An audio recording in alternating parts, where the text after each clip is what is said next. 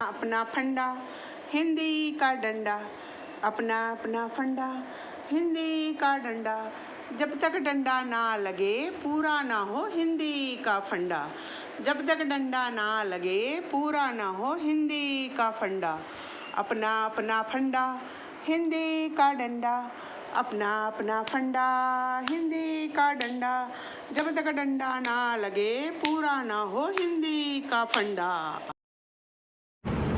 नमस्कार, my channel Hindi का फंडा। आज मैं आपको साहित्य सागर की काकी चैप्टर पढ़ाने जा रही हूँ, जिसे लिखा है सियाराम शरण गुप्त जी ने। सियाराम शरण का जन्म झांसी के निकट चीर गांव में सन 1895 में हुआ था। आप राष्ट्रकवि मैथिली शरण गुप्त के अग्रज थे।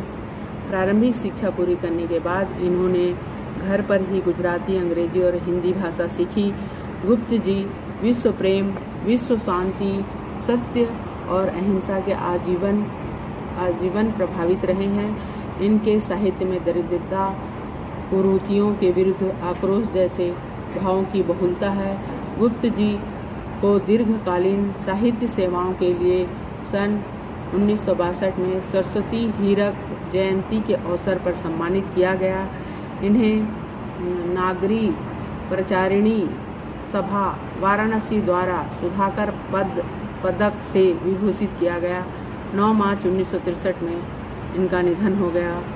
अनाथ, आद्रा, पूर्वाचल इनके काव्य खंड, मानुषी इनकी कहानियाँ संग्रह, पुण्य पर्व नाटक, अनुरूपा और अमृतपुत्र कविता संग्रह, नारी और गोद उपन्यास, झूठ सच निबंध संग्रह उल्लेखनीय है।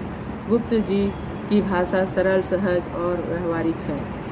अभी मैं आपको काकी कहानी पढ़कर पहले बुक से सुनाऊंगी, उसके बाद इसका सार मैं आपको बताऊंगी। उस दिन बड़े सवेरे श्यामू की नींद खुली तो उसने देखा कि घर में गुमराह मचा हुआ है। उसकी माँ नीचे से ऊपर तक कपड़ा से ढके हुए कंबल पर भूमि पर शयन कर रही है और घर के सब लोग उसे घेर कर बैठे करुण ढंग से विलाप कर रहे हैं। लोग जब उमा को शमशान ले जाने के लिए उठाकर ले जाने लगे तब श्यामू ने बड़ा उपद्रव मचाया। लोगों के हाथ से छूटकर वह उमा के ऊपर जा गिरा। बोला, काकी सो रही है, इन्हें उठाकर इस तरह कहाँ लिए जा रहे हो? मैं न जाने दूंगा। लोग बड़ी कठिनता से उसे हटा पाए। काकी के दाह संस्कार में उसे नहीं जाने दिया। एक दासी राम राम करके उसे घर पर ही संभाले रही। यद्यपि बुद्धिमान गुरुजनों ने उसे विश्वास दिलाया कि उसकी काकी उसके मामा के यहाँ गई है, परंतु असत्य के आवरण में सत्य बहुत समय तक छिपा नहीं रह सकता। आसपास के अबोध बालकों के मुंह से वह प्रकट हो ही गया। वह बात छिपी न रह सकी। काकी कहीं नहीं ऊपर राम के यहाँ गई है। काकी के लिए कई दिन तक लगातार रोते रोते उसका रुदन तो क्रमशः शांत हो गया, परंतु शोक शांत न हो सका। वर्षा के अनंतर 1-2 दिन में पृथ्वी के ऊपर का पानी तो अगोचर हो जाता है, परंतु भीतर ही भीतर उसकी आर्द्रता जैसे बहुत दिनों तक बनी रहती है। वैसे ही अंतराल में यह शोक जाकर बस गया था। वह प्रायः अकेला बैठा बैठा शून्य मन से आकाश की ओर ताका करता। एक दिन उसने आसमान पर पतंग को उड़ते हुए देखा। न जाने क्या सोचकर उसका हृदय एकदम खिल उठा और विश्वेश्वर के पास जाकर बोला, काका मुझे एक पतंग मंगवा दो। पत्नी की मृत्यु के बाद विश्वेश्वर अनमनस्क रहा करते थे। अच्छा मंगवा दूंगा कहकर वे उदास भाव से कहीं और चले गए। श्यामू पतंग के लिए बहुत उत्कंठित था। वह अपनी इच्छा किसी तरह रोक न सका।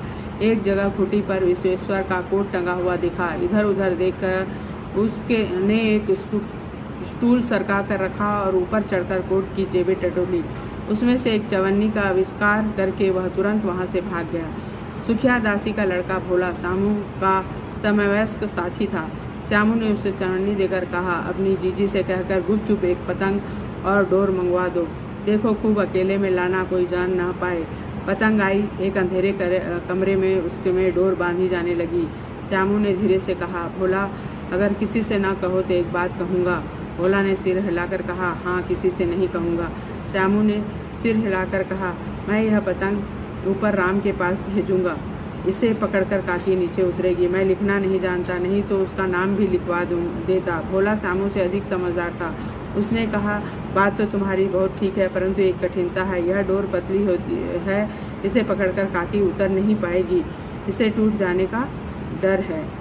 पतंग में मोटी रस्सी हो तो सब कुछ ठीक हो जाएगा। श्यामू गंभीर हो गया।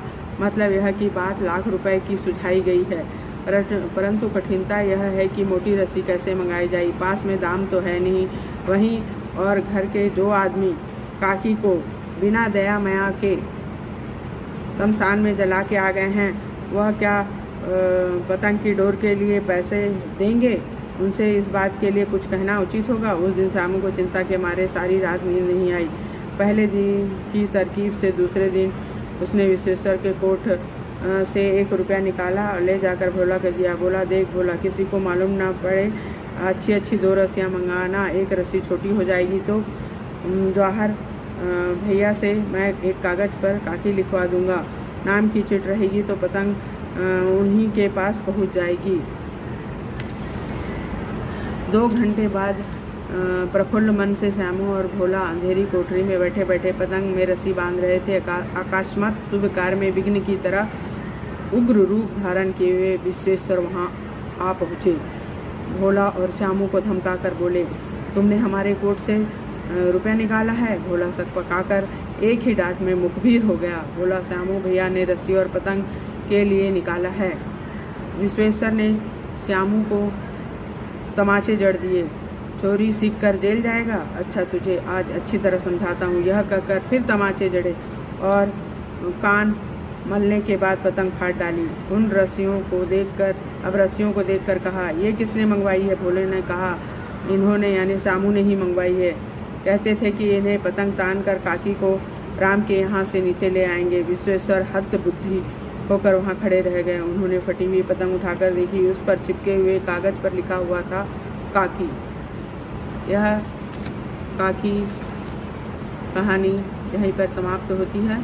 अभी इसके बाद मैं आपको एक शॉर्ट वीडियो डालूँगी जिसमें काकी का स्टोरी होगा, छोटा सा स्टोरी। इसी प्रकार आप काकी कहानी जो इस बुक में दिया गया है उसको 2-3 बार पढ़ें और उसके बाद आप कहानी आपको अच्छे तरह से याद हो जाएगी और उसके बाद आप वर्कबुक के क्वेश्चन आंसर भी अपने शब्दों में लिख पाएंगे। धन्यवाद।